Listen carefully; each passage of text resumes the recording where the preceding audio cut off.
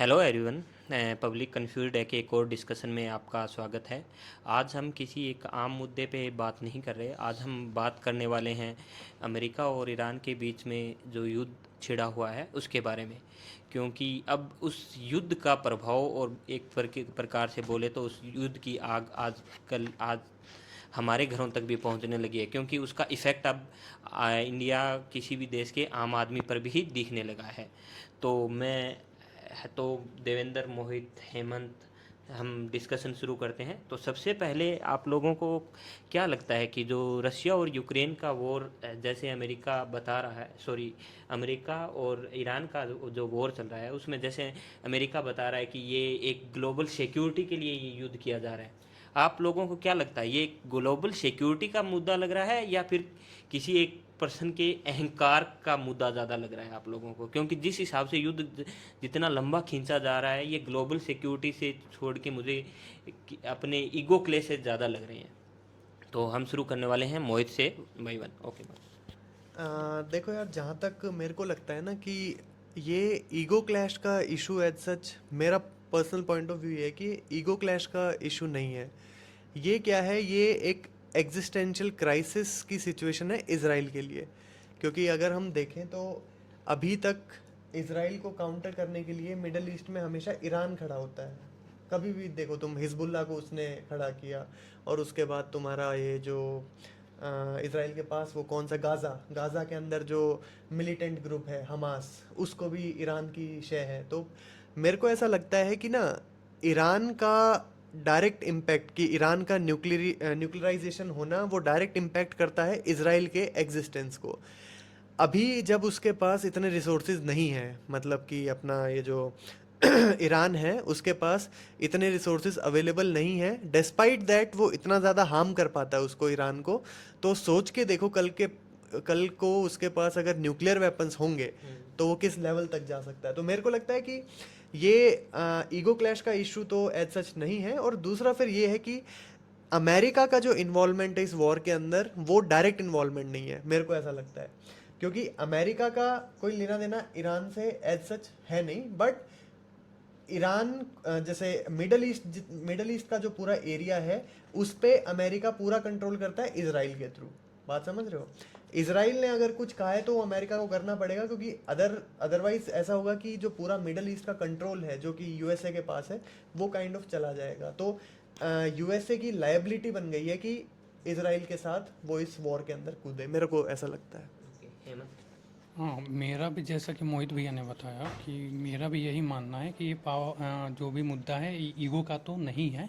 Actually ये power balance और सुरक्षा को लेके है।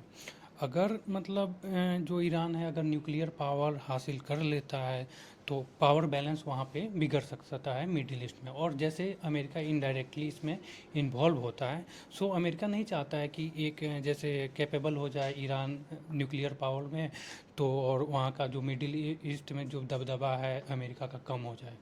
सो मेरा यही मानना है। और ईरान भी अपने आप को अमेरिका के सामने अभी कमज़ोर नहीं दिखाना चाहता है, क्योंकि वो भी अपना पावर स्थापित करना चाहता है।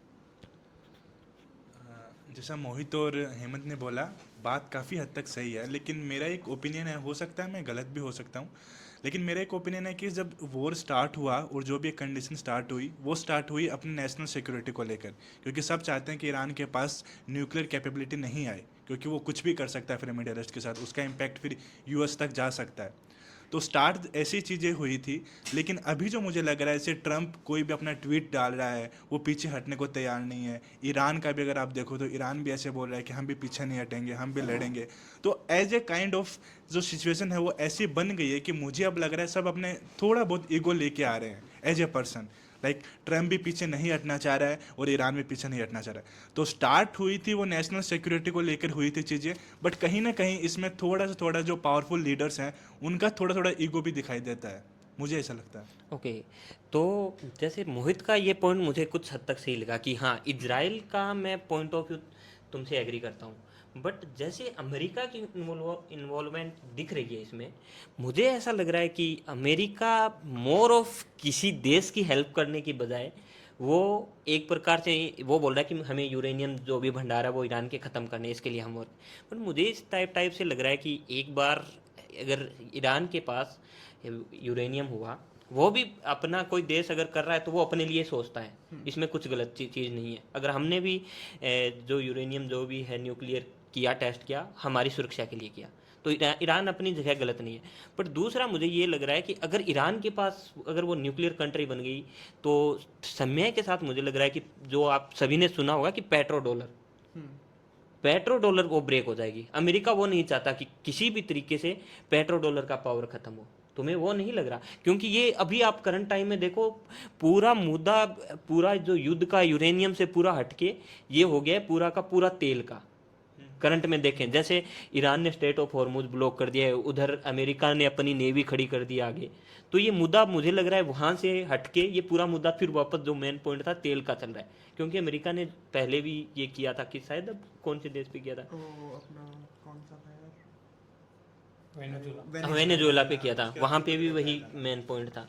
तो अमेरिका का इन्वॉल्वमेंट तुम्हें इस टाइप से नहीं लग रहा? यार देखो, मतलब ना मेरे को क्या लगता है ना कि ईरान जो अभी कर रहा है कि उसने स्टेट ऑफ हॉर्मुज को ना ब्लॉक कर दिया है, और उसके बाद ये जो एक्शंस लिए हैं, तो ये ना डेस्परेट मेजर्स होते हैं। जैसे अगर मैं तुमसे बोलूं कि कल को इंडिया और पाकिस्तान का युद्ध हो, ठीक है, इंडिया ने उनको कन्वेंशनल वॉरफेयर में मान लो हरा दिया, उसके बाद पाकिस्तान लास्ट में क्या करेगा? उसके पास जो होगा वो सब कुछ झोंक देगा ना। ईरान के पास क्या है? ईरान के पास एक स्टेट ऑफ हॉर्मुज है जिससे वो पूरे वर्ल्ड को इम्पैक्ट कर सकता है। तो तुम एक ऐसा काम करोगे ना जिससे कि पूरी की पूरी दुनिया डिस्टर्ब हो जाए, ताकि सारा कंसंट्रेशन तुम पे आए, लोग तुम्हारी बात सुने। अब तुमने खुद बोला स्टार्टिंग में यार कि अब इम्पैक्ट उसका वर्ल्ड पे दिखाई दे रहा है, पेट्रोल के प्राइसेस राइज कर रहे हैं, क्रूड ऑयल वगैरह जो है वो सब कुछ राइज कर रहा है। वो इसलिए राइज कर रहे हैं क्योंकि ईरान के पास और कुछ है भी नहीं, जिस बार्गेनिंग चिप बोलते हैं एक चीज़ ना, कि जिसके ऊपर वो नेगोशिएट करे। उसने सीधा ये बोल दिया कि हम यहाँ पे चौक करके बैठ जाएंगे, तुम्हें जो करना है वो कर लो। तो ऑब्वियस सी बात है कि अमेरिका, अब देखो यार, अमेरिका एक सुपर पावर है, ठीक है, पूरी दुनिया उसकी तरफ देखती है कि भाई what is the action being taken by America, तो उसके ऊपर सबकी नज़र रहती है। तो ऐसा तो नहीं होगा ना कि अमेरिका पूरी दुनिया को साइडलाइन करके और सिर्फ उसको अपने मतलब कि प्रेफरेंसेस, उसको ज़्यादा तवज्जो देके और ईगो के चक्कर में उसको वो करे, तो सब कुछ देखना पड़ेगा ना। तो मेरे को लगता है ईरान ना सिर्फ एक बार्गेनिंग चिप के टाइप में यूज़ कर रहा है स्ट्रेट ऑफ हॉर्मुज को। उसकी देखो डिमांड्स भाई सिंपल है यार। देखो, एक होता है कि तुमने बताया कि इंडिया के पास भी न्यूक्लियर प्रोग्राम है, बट हम उसे यूज़ करते हैं न्यूक्लियर डेटरेंस के टाइप में। न्यूक्लियर डेटरेंस का मतलब क्या होता है कि भाई सामने वाले को पता है कि मेरे पास ऐसा हथियार है, तुमने कुछ किया तो मैं ये कर दूंगा। उससे क्या है, एक डर का माहौल रहेगा ना। अब जैसे नॉर्थ कोरिया है, उसके पास भी है न्यूक्लियर वेपन्स। नॉर्थ कोरिया, उसके पास भी है। उसका जो तानाशाह है वो तो ईरान से ज़्यादा वैसा है, मतलब जो बोलते हैं संकी टाइप में। तो ईरान का, ये अमेरिका का इंटरेस्ट सारा वहाँ पे क्यों है? क्योंकि उसमें डबल गेम चल रहा है कि इजराइल जो है वो काइंड ऑफ कनेक्टेड है अमेरिका से, इसलिए अमेरिका को कूदना पड़ रहा है। और तुम कभी भी देख लो, जब भी इजराइल को कुछ भी प्रॉब्लम होता है, गाजा के केस में जो रिसेंटली हुआ था, जब बहुत ज़्यादा बम्बार्डिंग वगैरह ये सब किया था, अमेरिका ने कभी क्रिटिसाइज नहीं किया इसराइल को। क्यों? क्योंकि उसको पता है कि यही एक वो चीज़ है जिससे कि मैं मिडिल ईस्ट पे पूरी अपनी धाक जमाए रख सकता हूँ, उन्हें कंट्रोल कर सकता हूँ। मेरे को ऐसा लगता है। नहीं, वही तो मेरा फिर पॉइंट था कि मेन मुझे रीज़न वही लग रहा है कि पेट्रोलियम को कंट्रोल करना चाहता है यूएसए, वही पेट्रो डॉलर के अपने पावर को कायम रखना चाहता है। फर्स्ट रीजन मेरे को ज़्यादा वो लग रहा है, देखो पेट्रो डॉलर ये सब बाद में आता है, बट उससे पहले का जो इशू है ना कि वो इसराइल को प्रोटेक्ट करना चाहता है। क्योंकि सीधी सी बात है ना भाई, ईरान के पास वेपन्स आए तो सीधा का सीधा एग्जिस्टेंशियल क्राइसिस इसराइल के लिए। तुम ये देख लो ना यार, उनके पास जब इतने खतरनाक वेपन है भी नहीं ईरान के पास, वो फिर भी बहुत स्मॉल स्केल के ऊपर वो छोटे छोटे जो रॉकेट्स होते हैं वो उसके ऊपर डालते हैं। तो तुम मेंटलिटी देख लो ना, एक देश कंप्लीटली हेल बाउंड है उसको खत्म करने के ऊपर। बात समझ रहे हो तुम? तो वो रीज़न मेरे को ज़्यादा वो लग रहा है, और अमेरिका ऐसा होना नहीं देना चाह रहा। और फिर उसके बाद देखो, वेस्टेड इंटरेस्ट होते हैं भाई। अब उन्होंने इतना इन्वेस्ट किया इसमें युद्ध में, उनको लग रहा है कि अगर हम उसको रिगेन या फिर वापस से कर सकते हैं, थोड़ा बहुत जो कॉस्ट आया, जैसे बोलते हैं 42 अमेरिका के प्लेन्स वगैरह गिर गए, तो कॉस्ट होती है ना, तो वॉर की जो कॉस्ट है, तो अमेरिका भी सोच रहा होगा कि ठीक है, अगर इनके ऑयल की हेल्प से अगर हम उसको रिकवर कर लें या फिर कुछ भी कर लें तो क्यों नहीं, ये सब सोचते हैं ना। तो मेरे को ऐसा लग रहा है। ये तो पॉइंट हो गया, आप नेक्स्ट पॉइंट पे डिस्कस कर सकते हैं, या कोई इस पे और भी राय आपका आपकी? जो मेरा पॉइंट था कि अमेरिका, ओके ठीक है। तो अब हमारा मेन पॉइंट, हमने मेन डिस्कशन कर लिया, अब हम आते हैं कि इसका इफ़ेक्ट क्या पड़ेगा। अगर ये युद्ध लंबा चला चला तो आपको नहीं लग रहा कि इंडिया पे इसका बहुत असर पड़ेगा, कि पेट्रोल के प्राइजेस 150-200 रुपये लीटर भी जा सकते हैं, इससे ट्रांसपोर्ट ये चीज़ें महंगी होंगी, और ये फिर इससे महंगाई बढ़ेगी, और महंगाई बढ़ेगी तो आम जनता के सीधे जेब पे इस चीज़ का असर पड़ेगा। तो उसको आप किस नज़रिए से देखते हो कि इस युद्ध का इम्पैक्ट इंडिया की आम जनता के ऊपर आप क्या देख रहे हो इस? हेमंत, वो देवेंद्र बोलो। हाँ, तो ऑब्वियस बात है, क्योंकि पूरा का पूरा लगभग हम एक फैक्ट देखें तो इंडिया अपना जो 40% जो 40 to 50% जो ऑयल है, फिर क्रूड ऑयल है, वो स्ट्रेट ऑफ हॉर्मुज से लेके आता है। लेकिन अगर वही ब्लॉक हो गया है तो सीधा बात है कि हमारे पास जो ऑयल नहीं आएगा, ऑयल नहीं आएगा तो पेट्रोल डीजल के प्राइस बढ़ेंगे। अब हमारा जो भी ट्रांसपोर्ट में यूज़ होते हैं वो सारे के सारे जो चीज़ें आ रही हैं वो ट्रांसपोर्ट के थ्रू आ रही हैं, और कहीं ना कहीं पेट्रोल और डीजल उसमें इम्पैक्ट डालता है।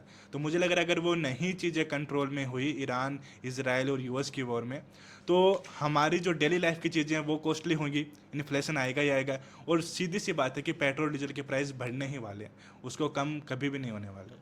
और एक पॉइंट और कि हमें क्या मेजर भी लेने चाहिए, वो भी आप लोग साथ में discuss मुझे लग रहा है करें कि कैसी चीज़ को काउंटर किया हाँ, जाए। एक पेट्रोल डीजल के लिए तो सबसे बड़ा एक यही ओपिनियन रहेगा कि ईवी जो है हमारे पास, उसको हमें ज़्यादा अभी तवज्जो देना चाहिए और उसका हमें यूज़ लाना चाहिए। बाकी जो हमारे पास ईवी की जो बाइक हैं, कार हैं, उनको हमें अभी बाय करना चाहिए और उनको हमें यूज़ करना चाहिए। यही यार बट opinion है। पैराडाइम शिफ्ट पॉसिबल है कि हम बोले कि आज इंडिया के पास 99% व्हीकल्स पेट्रोल डीजल पे चल रहे हैं, और उसके बाद हम बोले कि एक साल के अंदर अंदर, क्योंकि देखो चाइना जैसा हाँ, कंट्री भी है ना, एक साल वो के भी। अंदर तो ऑब्वियस है नहीं होने वाला, बट हाँ। हमें ये भी नहीं पता कि जो ईरान यूएस जो इसराइल वॉर है कितना लंबा तक जाने वाला है। देखो इसका आइडिया तो हम उससे ले सकते हैं ना, रशिया यूक्रेन वॉर से। सबने बोला था कि वो 2 दिन चलेगा, 4 दिन चलेगा। हाँ, आज but 4-5 साल होने को वही है। तो वही तो बात है ना। ग्लोबली बहुत कम इम्पैक्ट पड़ रहा है, ये डायरेक्ट ग्लोबल इकोनॉमी को हार्म कर रहे हैं। नहीं कब मैं से बस ऑयल ब्लॉक कर मैं रहे हैं। मैं बस वो अगर इतना लंबा चला तो चीजें बहुत खराब मैं हैं। वॉर पर्सपेक्टिव से बात कर But रहा हूँ हमें कि ये भी वॉर तो- जो है वो कितने लंबे चल सकते हैं उसका कोई हाँ, आइडिया बट नहीं हमें रहता ये भी किसी तो को। देखना होगा कि पेट्रोल डीजल पे हम अपने जो डिपेंडेंसी है वो जितनी ज़्यादा कम कर लें उतना ही हमें आने वाले समय के लिए फ़ायदा होने वाला है। हाँ, ये बात तो लॉन्ग रन के अंदर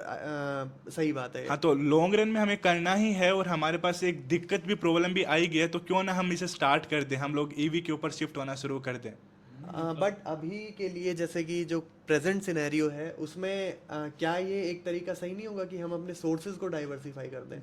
diversify in the sense diversify as in कि जैसे हम स्ट्रेट ऑफ हॉर्मुज से हमारा जो ऑयल ट्रेड होता है वो 40% के आसपास, जैसे तुमने बताया अभी, है ना?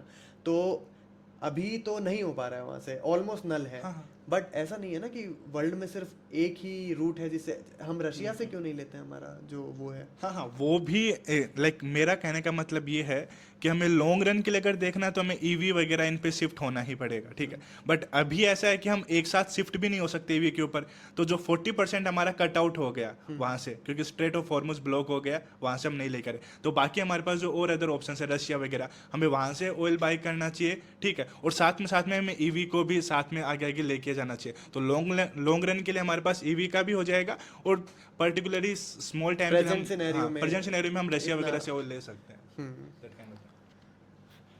और जैसे ये जो है स्ट्रेट ऑफ हॉर्मुज है, तो इसका इंपोर्ट जो भी वायल आते हैं तो इसे 20% वर्ल्ड का आई थिंक वायल आता है, ठीक है, उस रास्ते से, हाँ। ठीक है। तो इसे मतलब एक्सपर्ट ना एक ग्लोबल इकोनॉमिक प्रेशर पॉइंट भी मानते हैं, ठीक है। अगर ये लंबे समय तक इफेक्ट होता है तो इसका ऊपर अभी हम देख ही रहे हैं वाइल प्राइस कैसे हाइक हो रही है, इसके चलते हमारा ट्रांसपोर्टेशन कॉस्ट, महंगाई बढ़ेगी, स्टॉक मार्केट पे और कितने देशों की इकोनॉमिक भी प्रभावित हो सकती है। अब इस कारण अमेरिका क्या कर रहा है, वहाँ नेवल प्रेशर बनाना चाहता है कि ये इसमें उतना बाधा उत्पन्न नहीं हो, थोड़ा राहत मिले। भारत इसमें अपना क्रूड ऑयल का जो इंपोर्ट करता है, अराउंड बहुत ज़्यादा क्रूड ऑयल इंपोर्ट करता है, और वो मिडिल ईस्ट रीजन से ही आता है, तो जिसके चलते अगर इसमें प्रॉब्लम आ रही है, तो जिससे ग्लोबल प्राइस अगर हाइक हो रही है, तो भारत में आप देख सकते हो कि पेट्रोल की प्राइस भी इंक्रीज हो रही है, डीजल हो रही है, एलपीजी हो रही है, और ट्रांसपोर्टेशन कॉस्ट भी हो रहा है, फूड, जिसके चलते हम फूड प्राइस में भी हम इंक्रीज होने को देख रहा है। अभी होटल या रेस्टोरेंट में हम देख रहे हैं वहाँ भी प्राइस इंक्रीज हुई है। मतलब डायरेक्ट हाँ। ये है कि जो अगर मतलब अगर हम इसका असर सबसे ज़्यादा अगर देखेगा तो मिडिल क्लास पे पड़ेगा और लोअर इनकम जिनके पास है उस पर पड़ेगा, ठीक है। लेकिन अब इसमें पैनिक होने की ज़रूरत नहीं है, लेकिन इस पर इतना ईजी भी नहीं ले सकते हैं। मेरा ये मानना है। बट जितना मैंने अभी तक देखा है ना, तो मुझे लगता है कि सिचुएशन हमारी जो है वो अभी बहुत ही ख़राब है। हाँ। और उसका रीज़न क्या है कि जिस हिसाब से हमारे जो फॉरेक्स रिजर्व वगैरह हैं, तो अभी जो बाहर, क्योंकि अल्टीमेटली इंडिया का जो मैक्सिमम पैसा लगता है वो इसी चीज़ में लगता है, क्रूड ऑयल इंपोर्ट्स वगैरह, उसके अंदर जितना भी फॉरेक्स रिजर्व है, तुम्हारे डॉलर जो हैं वो उसी चीज़ में जाते हैं। अब पैसा डेप्रिशिएट कर रहा है, रुपया जो है वो डेप्रिशिएट कर रहा है। तो अभी रिसेंटली मैं गवर्नमेंट का कुछ देख रहा था, तो उसके अंदर उन्होंने एक एस्टिमेट बताया था कि if the situation continues to be the same, मतलब अगर सेम रहती है और ऐसे ही वर्सन करती जाती है, तो जितना अचीव हमने लास्ट के 10 ईयर्स में किया है ना, वो लेवल ग्राउंड पे आ जाएगा। हाँ, ये तो आई थिंक गवर्नमेंट ने का भी बयान था ना। हाँ, गवर्नमेंट हाँ, ने हमारे ऐसा पीएम ने भी ये बोला बोला था है, ये। तो आई थिंक कि सिचुएशन सीरियसली बहुत ज़्यादा कंसर्निंग है। सो पॉइंट फिर यही है कि हमारा ये पॉइंट हो गया कि डिपेंडेंसी मिडिल ईस्ट पे इंडिया ने बहुत ज़्यादा कर ली है। डाइवर्सिफाइड नहीं है हाँ, sources। अपने को जो दूसरी भी जगह हैं, जैसे आप लोगों ने बोला रशिया, और चीज़ों को भी एक्सप्लोर करना चाहिए। वहाँ से अपने इंपोर्ट को इंक्रीज करना चाहिए, वहाँ के ऑयल को, चाहे दूसरी कंट्री कुछ भी बोले, जैसे यूएस के कुछ मान आ रहे हैं कि आप रशिया से मत खरीदो, वो मत खरीदो। जैसे यूएस ने अपने पर्सनल इंटरेस्ट के लिए किया है, हमें मुझे लगता है कि अपना पर्सनल इंटरेस्ट सबसे ऊपर रखना चाहिए इंडिया को।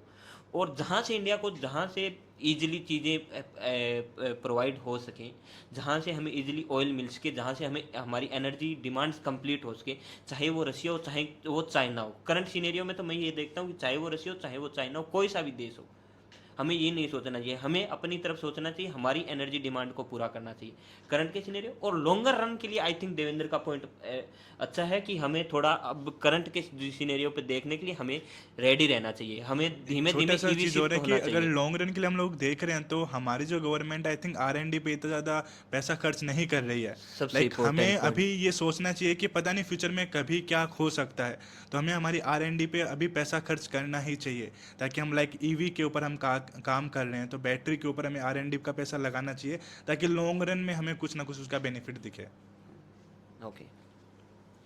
हाँ, तो एक आप सभी लोगों ने एक इंटरेस्टिंग चीज़ अभी देखी होगी कि जो अमेरिका ईरान जो युद्ध चल रहा है, उसमें मीडिएटर की भूमिका निभा रहा है पाकिस्तान। और एज ए मतलब मीडिएटर की तरह निकल के आया है पाकिस्तान। और हम क्या फॉलो कर रहे हैं कि जस्ट वेट एंड वॉच। तो आपको क्या लग रहा है कि इंडिया का जो ये स्टेप है कि जस्ट वेट एंड वॉच, ये ज़्यादा बेटर है? क्योंकि आई थिंक इंडिया का इजराइल, अमेरिका, ईरान सभी से अच्छे संबंध हैं।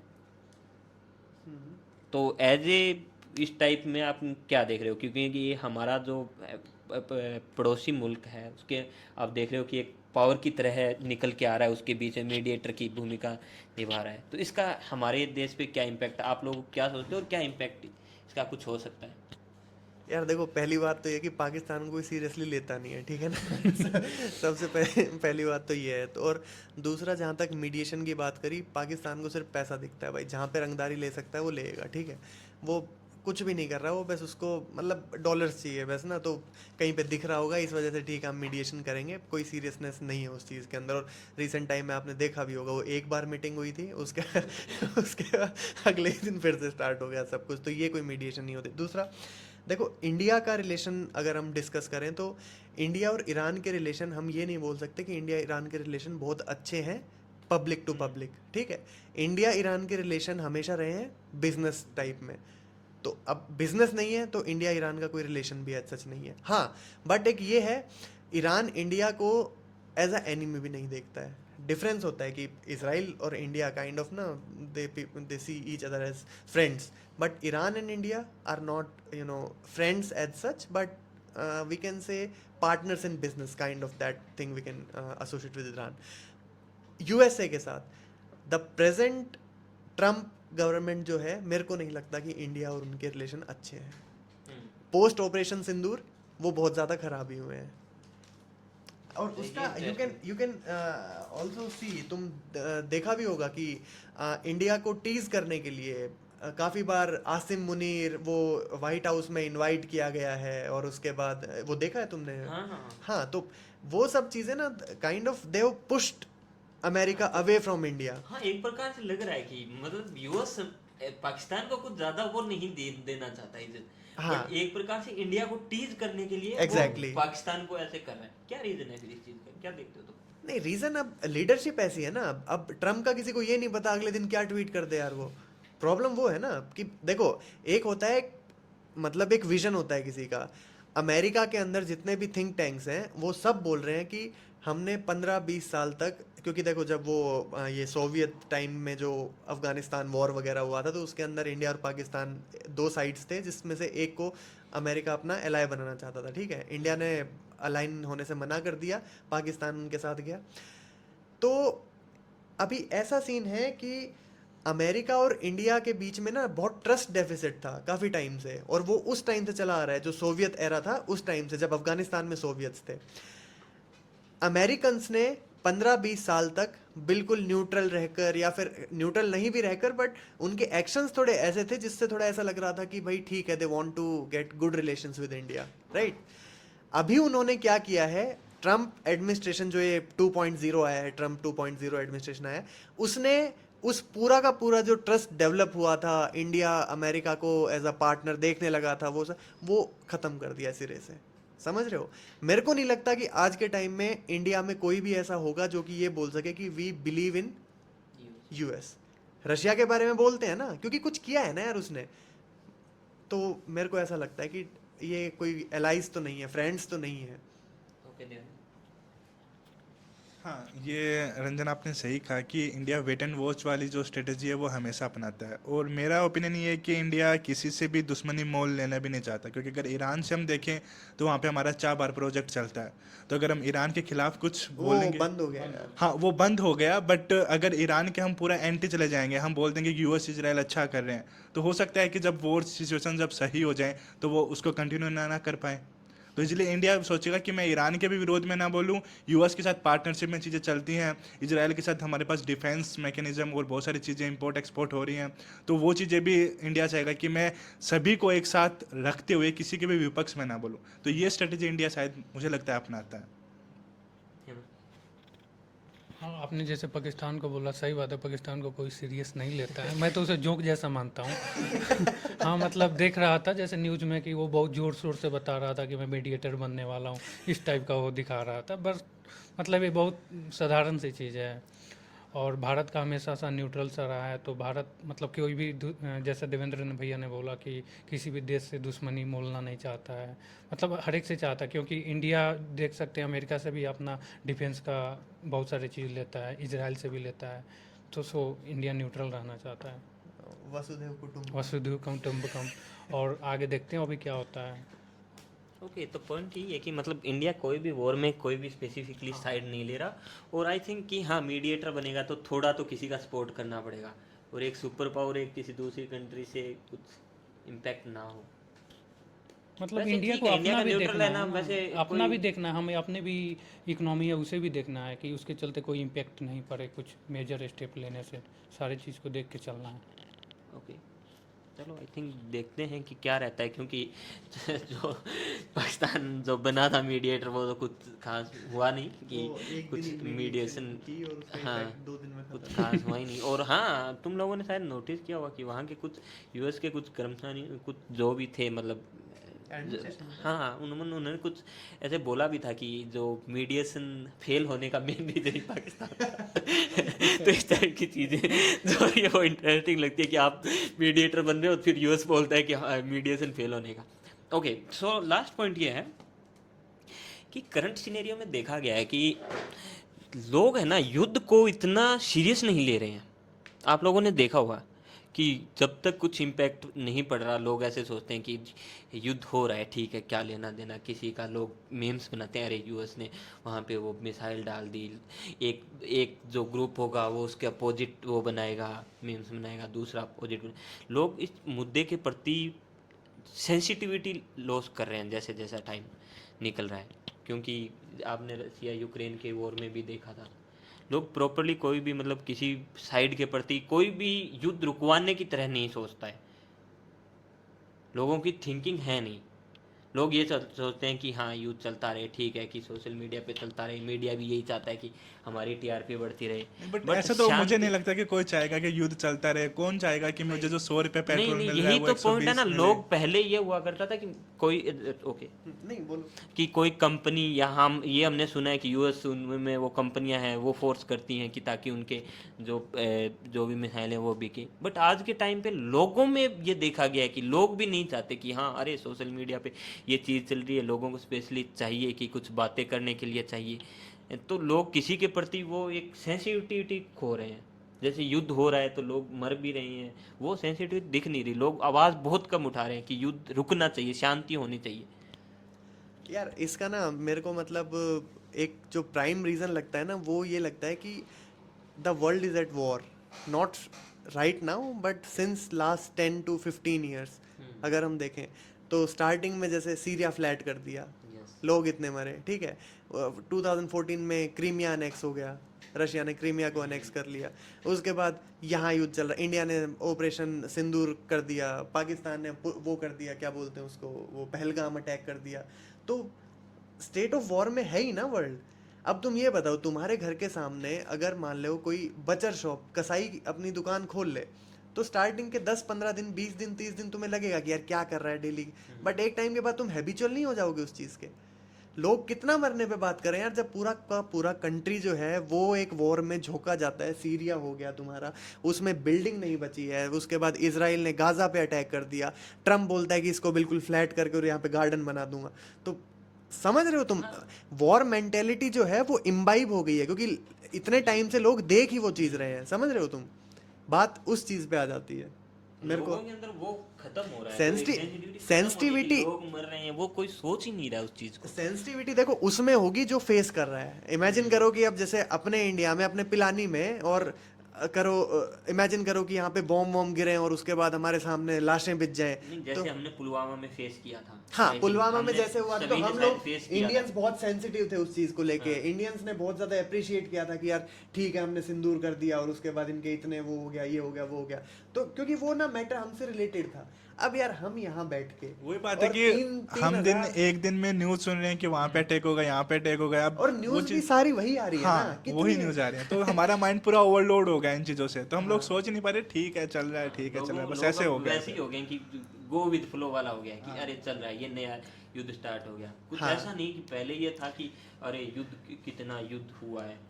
और तो होता था ना ये वाली बहुत चीजें टाइम बाद हो कहीं गई है। एक बार कोई बम विस्फोट होता था, अटैक होता था, तब लोग सोचते थे कि अरे गलत हो गया, वो गया। अब हर दिन ये लोग चीज़ें सुन रहे हैं तो मुझे लग रहा है वो यूज टू हो गए उनके डेली लाइफ में कि हाँ चल रहा है, ठीक है, वो साइड हटाओ, चलो चाय पीने चलते हैं। सबका ऐसा चल रहा है। और दूसरा रंजन, आपने एक पॉइंट रखा था कि अभी जैसे कोई वॉर होता है तो कोई रुकवाता भी नहीं है, ऐसा कुछ बोला था। तो मेरे को लगता है कि हाँ, नहीं रुकवाता है। और उसका रीज़न पता है क्या है? उसका रीज़न है वेस्टेड इंटरेस्ट। वेस्टेड इंटरेस्ट कैसे? जैसे अब इमेजिन करो, अभी क्या चल रहा है कि ईरान का, इजराइल का, यूएसए का, इनका कॉन्फ्लिक्ट चल रहा है, राइट? चाइना जो है इंडिया से तो ज़्यादा ही पावरफुल है, समझ रहे हो? मीडिएट करना चाहे तो कर सकता है भाई, सेकंड पावर है। सेकंड पावर है, करना चाहे तो कर सकता है। कर नहीं रहा, क्यों नहीं कर रहा? ताइवान दिख रहा है उसको, इंटरेस्ट है ना उसका। यूक्रेन का और इसका युद्ध हुआ, रशिया का, उस टाइम के अंदर अमेरिका चाहता मीडिएट कर सकता था, लेकिन उन्हें क्या दिखा? रशिया काउंटर है हमारा, मतलब रशिया और America they are kind of की बस हमेशा कॉन्फ्लिक्ट में, कोल्ड वॉर चलता ही रहता है उनका। वो ऑफिशियली खत्म हो गया but still they are in a cold war. Okay, Hemant, आप मुझे मतलब इस वीडियो से पहले हम कुछ डिस्कस कर रहे थे तो आपने कुछ मोरल वैल्यूज की बात की थी इसके रिगार्डिंग, तो आपके क्या पॉइंट्स हैं वो आप देखो, अभी शेयर युद्ध में कीजिए। मेरे हिसाब से मोरल वैल्यू कुछ नहीं होता है, शुरू से हिस्ट्री ही रहा है। मतलब आप जैसे बोला कि हमें इस युद्ध को रोकना चाहिए कि नहीं, भाई लोग मरते हैं, आप ऐसे देख सकते हो, इसका कोई मोरल वैल्यू नहीं है। और आप ये बोल रहे हो कि हम इसको मतलब पूरा कंट्री को आना चाहिए कि लोग नहीं मरे, तो आप जैसे युद्ध स्टार्ट हुआ था यूक्रेन वाला देख सकते हो, तो उस समय हमारे अंदर थोड़ी मोरल वैल्यू आई थी कि जैसे वहाँ के स्टूडेंट थे, इंडिया में आ रहे थे, तो हमें लग रहा था कब ये युद्ध बंद होगी, वो होगी। लेकिन अब हम उसी फ्लो में हैं तो ऐसा कोई इम्पेक्ट नहीं नहीं हो रहा है, और दूसरी बात है हम डायरेक्टली इसमें इन्वॉल्व नहीं है, सो इसे हमें वैसा लग नहीं रहा है, तो इसलिए मुझे लगता है मीम बना रहे हैं रसिया यूक्रेन पर या जो भी देश पे हो रहा है, इसलिए मेरा ये मानना है।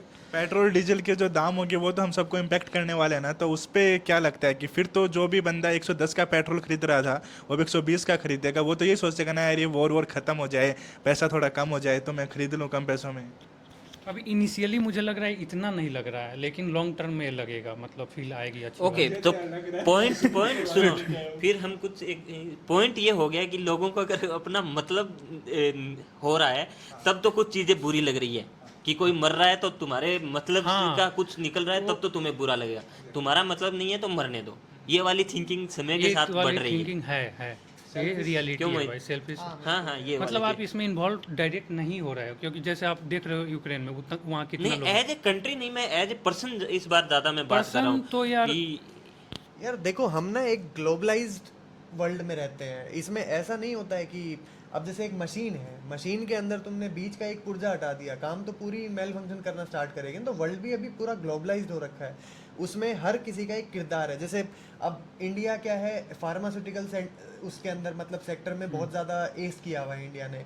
अब कल को इंडिया का युद्ध हो जाए पाकिस्तान से तो उसका इम्पैक्ट ऑब्वियस सी बात है ना, पूरे वर्ल्ड में फार्मास्यूटिकल सेक्टर पे पड़ेगा। तो ऐसा ही है कि अब ऐसा नहीं है कि हमें मतलब नहीं है, हमें वो नहीं है, मतलब पड़ जाएगा, क्योंकि अल्टीमेटली इम्पैक्ट आएगा उस चीज़ इम्पैक्ट का। उसका पड़ता भी है, ऐसा नहीं है पड़ता है, लेकिन मीम बनाने में तो मुझे लगता नहीं इम्पैक्ट पड़ रहा है। नहीं, मेरे साथ में तो मतलब ये तो हाँ ठीक है, हाँ, मेरे हिसाब से मतलब सभी लोग एग्री कर रहे हैं कि लोगों को अगर अगर उन पे कुछ इफेक्ट पड़ रहा है क्योंकि तो लोगों आप को कोई मर रहा है तो उससे मतलब क्योंकि है, आप वरना गवर्नमेंट नहीं। में डायरेक्टली बैठे नहीं हो, इम्पैक्ट वहाँ पड़ता है, चीज़ें कंट्रोल वो कर रहे हैं। अब आम आदमी पे उस पे आने पे टाइम लगेगा थोड़ा, ये चीज़ है। ओके, तो मैं एक फाइनल पॉइंट ये पूछना चाहता हूँ सभी से, इस पे हम थोड़ा नॉर्मल डिस्कशन भी कर सकते हैं कि क्या अब समय नहीं आ गया है कि इंडिया को देखना चाहिए कि कौन उनका सच्चा दोस्त है और कौन मतलब का दोस्त है? ये चीज़ देखने का अब मुझे लग रहा है समय आ गया है, यार क्योंकि देखो, जैसे आपने इनिशियली तुमने जैसे मोहित ने बताया था कि जैसे ट्रम्प 2.0, ट्रम्प की फर्स्ट वाली गवर्नमेंट में हमारे कनेक्शन अच्छे थे, पर ट्रम्प 2.0 ऐसे हो रहा है कि वो एज ए डिक्टेटर फील करवा रहा है कि अरे मैं चलाऊंगा वैसे चलो। ये समय नहीं आ गया कि हमें अपने लिए खुद स्टैंड लेके, क्योंकि हमें दिखा कहीं पे कि हमारी गवर्नमेंट थोड़ा पीछे हट रही है उस चीज़ में। डायरेक्टली ऐसा कुछ कि ट्रम्प कुछ बयान दे रहा है, हम नॉर्मली ऐसे बोल रहे हैं, पर कोई डायरेक्ट वो बोलते हैं कि हाँ डायरेक्ट है, कोई आंसर नहीं दे रहे। तो ये मुझे लग रहा है अब समय आ गया है कि हमें ये देखना चाहिए कौन हमारा दोस्त है कौन दुश्मन है, और हमें खुल के आना चाहिए या नहीं आना चाहिए। यार देखो, सबसे पहला तो ना ये जियो पॉलिटिक्स के अंदर एक थंब रूल के टाइप में बोला जाता है कि there are no permanent friends and no permanent enemies, ठीक है ना, but there are permanent interest. आज ट्रम्प को, अब वही बात है ना, ट्रम्प का जो फर्स्ट टेन्योर था उसके अंदर इंडिया से कुछ मतलब निकल रहा था इसलिए ठीक था। सेकंड टेन्योर के अंदर कुछ उल्टा हुआ इसलिए अब ओपोज के अंदर है। तो कोई भी परमानेंट फ्रेंड या एनिमी एज सच ना जियो पॉलिटिक्स में होता नहीं है। बस हमको ये देखना है कि हमारा इंटरेस्ट कहाँ पे पूरा हो रहा है, क्योंकि अल्टीमेटली गवर्नमेंट को, our government has to cater 1.4 1.5 billion people. So utmost importance ये है कि जो मतलब बिलियन जो ये हैं लोग जो हैं, इनके राहत के लिए क्या किया जा सकता है। कोई भी देश, कोई भी वो हो, वो तुम्हारे सपोर्ट के अंदर किसी भी टाइम पे, किसी भी पॉइंट ऑफ टाइम पे कभी भी वो ओपोज में खड़ा हो सकता है, कभी भी वो तुम्हारे फेवर में आ सकता है। इंटरेस्ट की बात रहती है। यूएन में काफ़ी बार ऐसा इंस्टेंस हुआ है कि इजराइल ने कोई प्रस्ताव उसके अंदर पारित करने की बात की और इंडिया एब्सटेन कर गया। इंडिया बोलता है कि हम न्यूट्रल हैं, हम ना इसके फेवर में ना। अब दोस्ती तो उनकी भी बहुत अच्छी है ना। तो बात वही है, जिसको जो सूट करता है वो अपने हिसाब से करता है, और ये यूनिवर्सल है और इसमें कुछ गलत भी नहीं है, मेरे को ऐसा लगता है। हाँ मतलब सही बोल रहे हैं कि ऐसा लाइक सही है, मतलब इसमें मेरा कुछ ज़्यादा पॉइंट नहीं है, जो था वो मोहित ने डिस्कस कर दिया, तो मैं उन्हीं के फेवर में हूँ अभी तो। हाँ, सेम मेरा भी मानना है जैसा आपने बताया। ओके, तो हाँ जैसे मोहित ने बोला कि किसी का पर्सनल जिसमें इंटरेस्ट होगा वही वही दोस्त है, जहाँ पे अपना मतलब लिख रहा है वही दोस्त है। नेशनल इंटरेस्ट है, हाँ नहीं नेशनल इंटरेस्ट है। बट इसके साथ मुझे लग रहा है कि हमें अब साथ में ये भी समय आ गया कि हमें खुद के पैरों पे खड़ा होना पड़ेगा, हमें दूसरों पे डिपेंडेंसी कम करनी पड़ेगी। ये वो समय आ गया है। अब हमारी गवर्नमेंट को कुछ ऐसे मेजर लेने पड़ेंगे। हमें कुछ चीज़ें हम पता है कि दूसरे देशों से खरीदनी, इंपोर्ट एक्सपोर्ट होता है, बट अब हमें हमारी जो पावर है वो होगा कि हमें अपने खुद पे, हम बोलते हैं कि हमारे पास सबसे ज़्यादा यूथ है, तो उस यूथ को यूज लो आप कंट्री को खुद सेल्फ सस्टेन बनाओ। उस चीज़ पे अब मुझे लग रहा है कि ज़्यादा मेजर लेने का समय आ गया है। बिल्कुल बिल्कुल एकदम एज इट इज़ सही बात बोली आपने, ऐसा होना ही चाहिए। और अगर आप बहुत सारी जो डेवलप्ड कंट्री है उनको देखोगे तो उन लोगों ने बहुत पहले ही ये सोच लिया था कि हमें आगे जाके डेवलपमेंट करना है और हमें ऐसे करना है। तो उन्होंने R&D पे बहुत सारा पैसा खर्च किया, रिसर्च पे बहुत पैसा खर्च किया। लेकिन अभी भी अगर आप देखोगे ना तो रिसर्च में इंडिया के लिए कुछ ऐसा पैसा खर्च कर नहीं रहे हैं लोग। अभी भी सारे जो लोग हैं ऐसा माहौल बना दिया कि सभी लोग गवर्नमेंट जॉब करो, या फिर जैसे कि एक बूम आता है, आप देखोगे कि जैसे कि हमारे IT सेक्टर में एक बूम आया था, बहुत सारे लोग IT सेक्टर में चले गए। लेकिन अब AI आने के बाद क्या हुआ, सबकी जॉब खतरे में है अभी। लेकिन अगर वहीं हम लोगों ने टाइम के साथ AI को भी अपने लिए ढाल लिया होता, हम उस पर भी काम कर रहे होते, R&D कर रहे होते, तो शायद हो सकता था कि एक ओपन AI जैसा कंपनी हम भी खड़ी कर देते। तो मुझे लग रहा है कि R&D में जब तक पैसा नहीं लगेगा कोई भी कंट्री ज़्यादा डेवलप नहीं हो पाएगा। तो यही टाइम है कि हमें R&D पे पैसा खर्च करना चाहिए। मैं अग्री करता हूँ, बट एक ना रियल केस सिनेरियो जो होता है ना यार, वो क्या होता है कि कोई भी कंट्री डेवलप जब करता है तो सबसे पहले वो बेसिक्स को फुलफिल करता है। ठीक है, तो मेरे को अभी ऐसा पर्सनली फील होता है कि अभी जो हमारे बेसिक्स हैं इंडिया के, पर्टिकुलरली मतलब मैं इंडिया के रेस्पेक्ट में बात कर रहा हूँ कि इंडिया के जो बेसिक्स हैं, बेसिक्स क्या हो गए कि हर इंसान के पास घर हो, रोड हो, proper mode of communication and mode of transport अच्छे से हो, उसको इलेक्ट्रिसिटी की चिंता ना करनी पड़े। तो आई थिंक कि अभी वो जो पोर्ट होल्स है ना वो भरने बाकी हैं, और जो R&D के अंदर ऑब्वियसली पैसा खर्च होना चाहिए, मैं अग्री करता हूँ। और इसका लाइव एग्जांपल हमारे पास चाइना है यार, उसने डाला पैसा, उसके बाद उसने टेक जाइंट्स खड़े कर दिए, हुआवे खड़ा कर दिया, उसके बाद बिल्ट योर डिज़ाइन BYD करके जो कार्स आती हैं उनकी कितनी कटिंग एज रिसर्च करता है वो। बट तुम एक चीज़ ऑब्जर्व करना कि इंडिया जिस इकोनॉमिक उस पे नंबर पे है अभी, मतलब GDP नंबर के ऊपर है, क्या कंपैरेटिवली और कंट्रीज भी उसी नंबर पे जो लाई करते हैं, मतलब सेम GDP के ऊपर, क्या वो उतना इन्वेस्ट कर पाते हैं? नहीं, क्योंकि मेरे को ऐसा लगता है कि जब GDP तुम्हारा कितना है इंडिया का, 4 या 5 ट्रिलियन के आसपास है, पॉपुलेशन तुम्हारी इतनी है कि पर कैपिटा GDP कैलकुलेट करने आओगे तो वो अराउंड $2300-2400 है।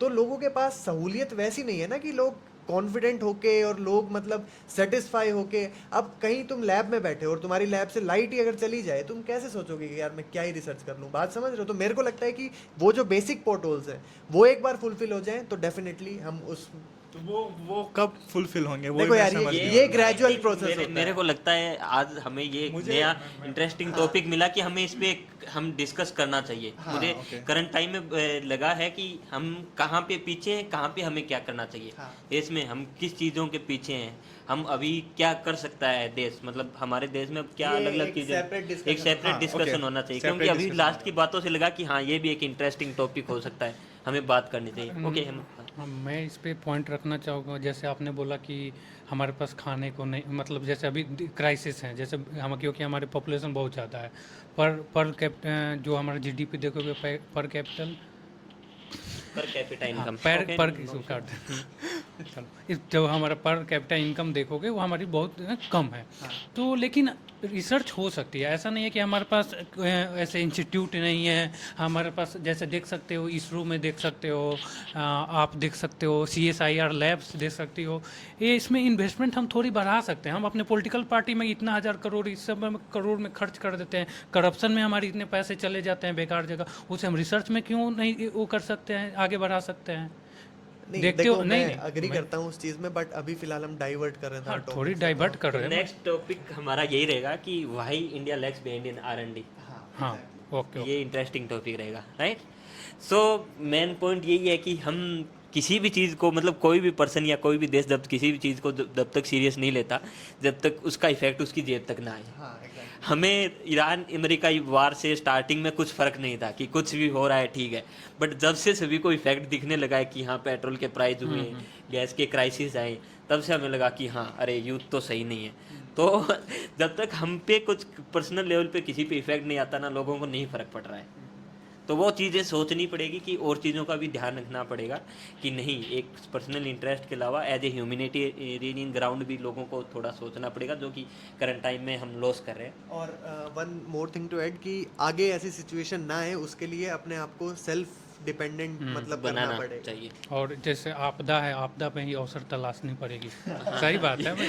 मतलब जैसे हमें प्रॉब्लम आई है, उसकी हमें सॉल्यूशन चाहिए ना, तो उससे निकलना पड़ेगा हमें। मतलब ये नहीं कि बैठे हैं उस प्रॉब्लम को लेके। हाँ, बस। ओके, ओके, सो तो आप चलो, लोग see you in the next video. Okay good, thank you, bye.